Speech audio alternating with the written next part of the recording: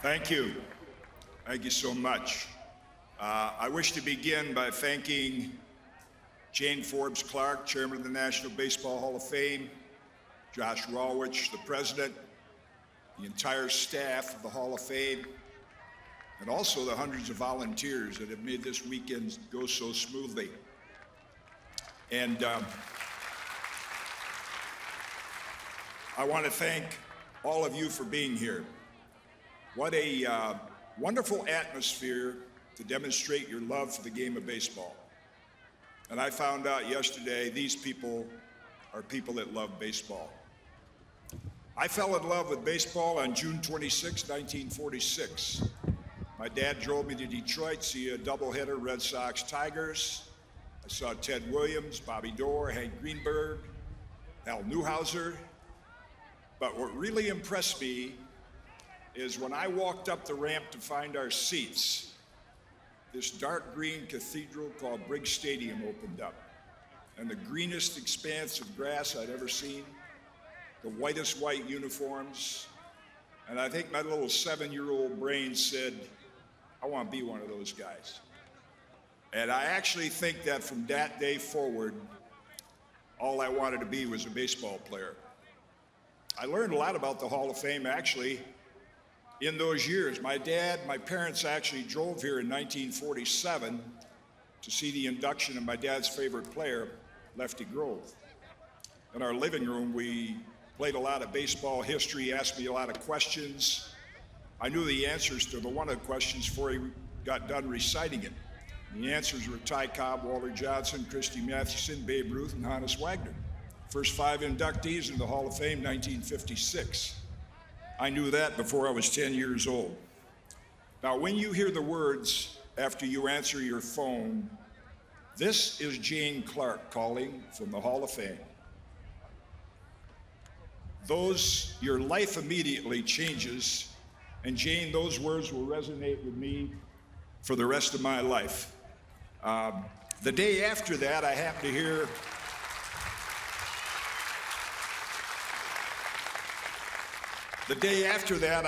to hear Ray Charles belt out America the Beautiful.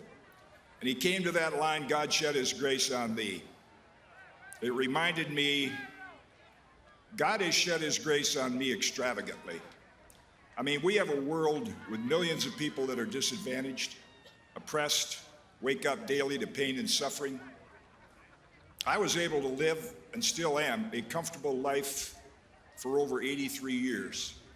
I had great parents, grew up in a great community, Zeeland, Michigan, and I was gifted with the ability to play baseball, and I'm grateful for that.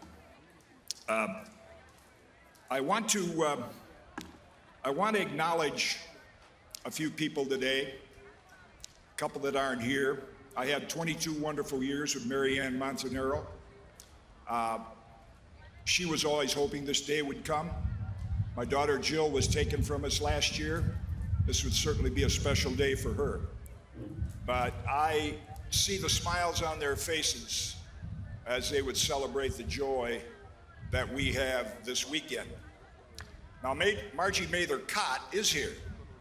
And I often introduce myself as Mr. Margie Kaat because she is by far the strongest part of our partnership. And she has brought me joy, purpose, inspiration, and support for over 13 years. And I thank you for being who you are. You are an awesome partner. I want to thank the Golden Days Committee. When your career is validated by players that you played against, played with, media people, club executives that actually saw you play, that's the highest honor you can get. And I'm honored to go in with the class of 2022 and my fellow inductees. Now, you know my dad was a baseball fan, so I want to tell you the impact he had on my life.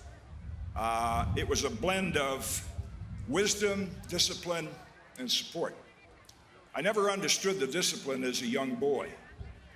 He never had more than an 8th grade education, but somehow he had a master's degree in discipline. And he knew how to administer it.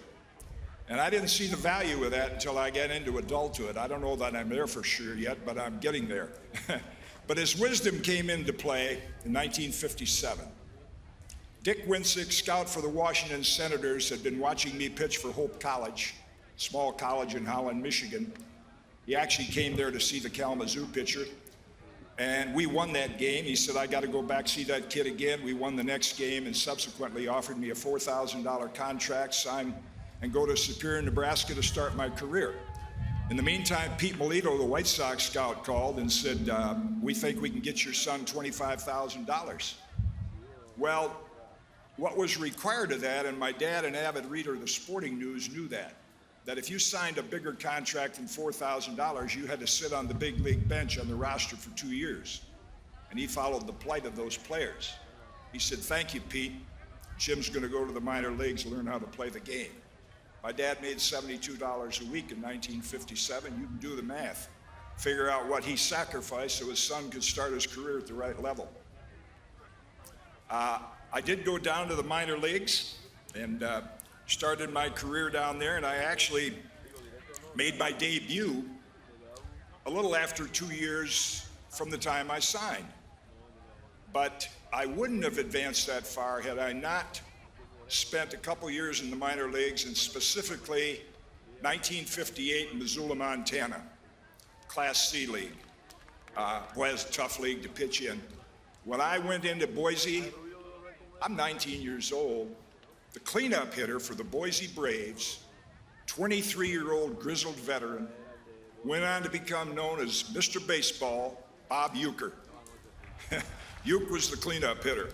My manager was a 27-year-old playing manager. He's 91 and he's here today. Jack McKeon, wherever you are, could you stand for a moment?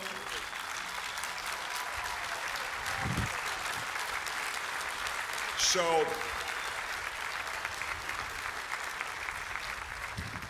I started out that season, Jack, 1-4, and I thought one more bad start and my dreams are going to be crushed before they start.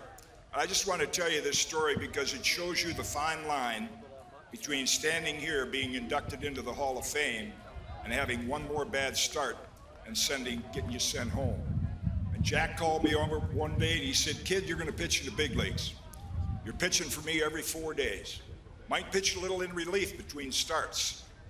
We only have 7 starters. We have 7 pitchers. We have 17-man roster. So come September, 240 innings later, I learned a lot about myself. I learned a lot about pitching.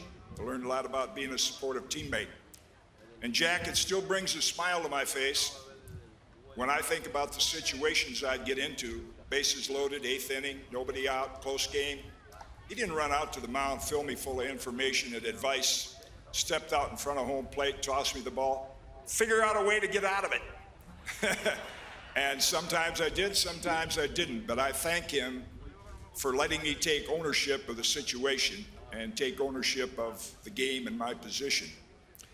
I want to thank several organizations here, the Minnesota Twins, a lot of Minnesota fans here. Thank you very much for that, and I was honored to be a part of some terrific teams in the 60s.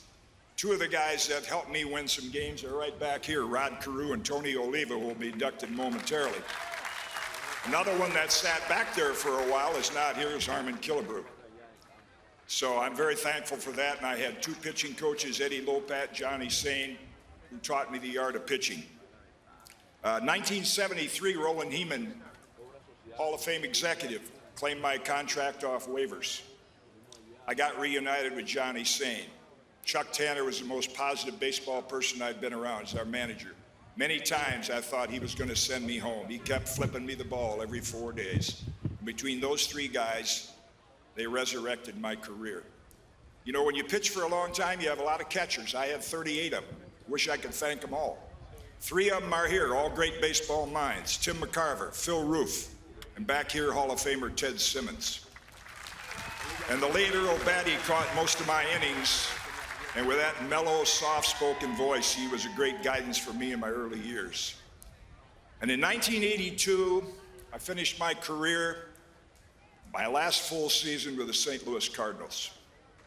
That was the most exciting team I've ever been on and most rewarding year. Because when Bruce Sutter, who's sitting back here, struck out the last hitter in Game 7, it meant that I would be able to wear this World Series ring. And that's what we play for. So I want to thank Whitey Herzog, the manager, all the coaches, every player on that team for enabling me to wear this ring. I am humbled and honored to be included in this fraternity of some of the greatest players to play the game, and I thank you for being part of this wonderful day. Wow.